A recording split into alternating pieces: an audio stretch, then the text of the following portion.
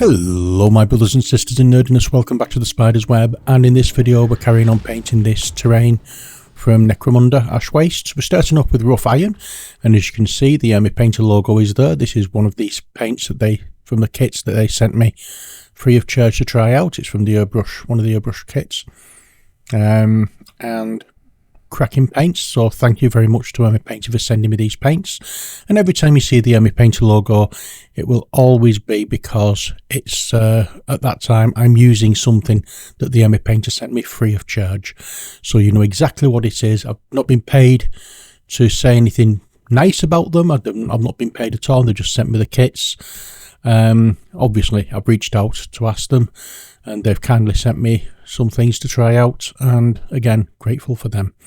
Plate mail metal, again, out of the same brush set that they sent me, and again, one of these. So basically what I've done, I've primed all these little scatter terrain pieces black, and then I'm just going over with these airbrush paints, as you can see, and I'm concentrating on the ammo crates and the little stand-up computer panel thingies. In this one, this is one of those stand-up computer panel thingies that I'm painting, and there's also that other stand-up thing with the skulls. It's like a notice board kind of efforty bob. And once we've done that with the metallic paints, we'll give it a wash with this dark grey wash. Well, it's almost black wash, I would say.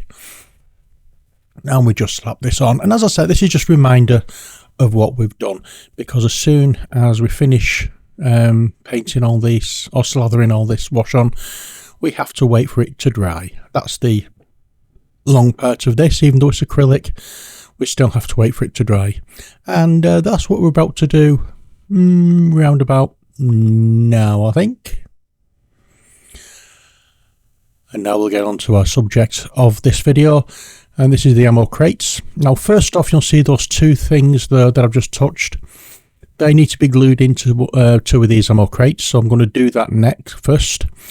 So I'll push those away, and I'll get a knife out, one of my crafting knives, and some glue, and we'll just scrape off from inside the chest where I'm going to be placing this. And once it's scraped off, then I will add the glue and allow it to dry while I go off and paint the other things that I'll be painting, or the other chests rather. So there's only two of these, and it's going to be over where there's like bullets and grenades and things like that, so I'm just going to add them too. And I'm sorry we're going out of camera shot with these, but that's what I'm doing. I'm just gluing them in there. Unfortunately, the lids don't seem to fit on it now, as I've done that. We're just showing the instruction booklet that that's what you're supposed to do with them. So I recall I've given everything back to and different Wigan War Games and Roleplay Group. These belong to him, so I've given the box and the sprues and the instructions back to him. All I've left now is the terrain pieces to paint. So olive green, and we're just going to paint the flat panels of this, as you can see, and this is Vallejo's, as you probably noticed. And we're just doing a rough painting on these. We're not, as I said, we'll want these to look as though they've been used, they've been bruised and battered, and been exposed to the elements kind of thing. So that's why we're painting them the way we are. I'm not trying to make it look as though it's a full flat surface or full flat paint coverage. The rougher you can do, the better for these, because it looks the part of being where they're beaten and battered around and used. And we'll also use these. I'll also do this green on the lid as well, again on the flat panel rather than the metal strands that are securing and strengthening it. So we'll do that, and then we do that for each and every one of these lids and boxes. I'm not going through it all because it's a long, drawn out, boring process, which is why it's speeded up a little. And I do apologise, I've not got my palette, CD palette fully on camera, but I'll talk you through what I'm doing in certain parts anyway, so you're not going to miss anything. And most of the paints that I use in for one part I will use in another, so yeah, don't worry, I'm going to explain everything that I do as best as I can. So yeah, we're just painting the top edges now of these, as you can see. Again, not going over the support things. And now we'll take some of this shining silver from my painter. This one isn't too shiny, but it does give a bit of a contrast from the plate mail metal. And we're just dry brushing over. We're just trying to make it very streaky, trying to make it look as though there's scratches and whatever on there, and just going in one direction.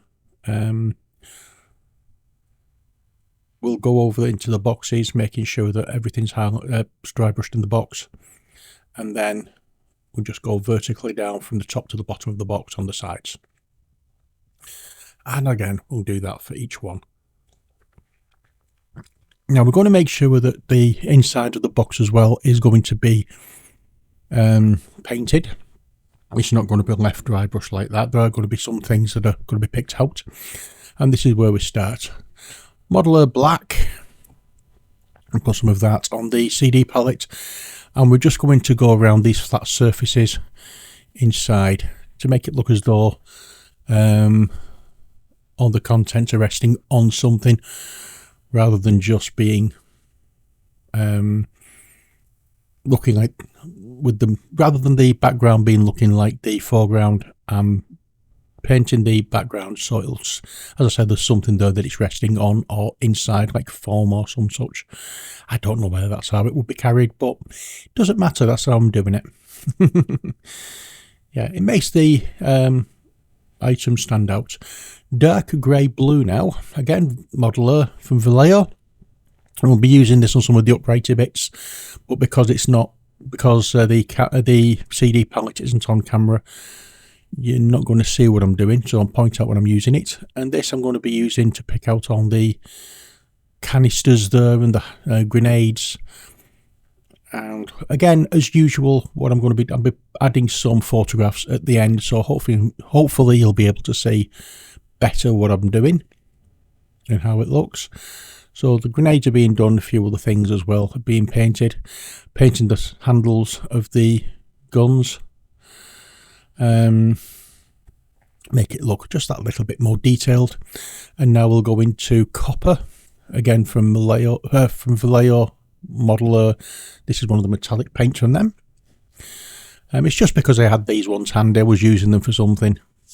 I think it was from when I had when I was doing the last bit of the MDF terrain.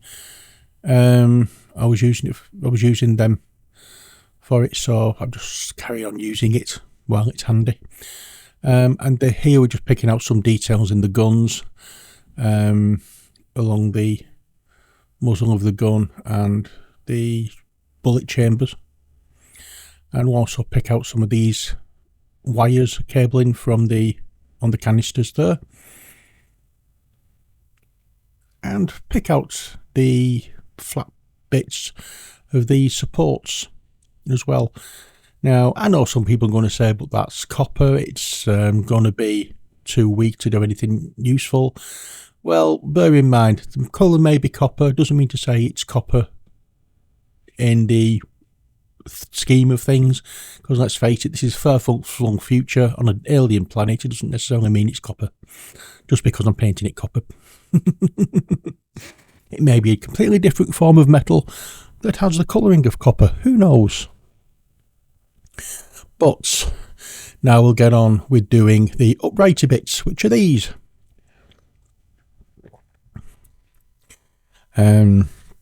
I'm sorry you can't really see exactly what I'm doing, but I'm going into the shining silver once more and giving them a dry brush all over. From top to bottom. I'm not painting upward strokes, I'm painting downward strokes. As you can see, those shining silver, because I just need to add a bit more, I think. Yep.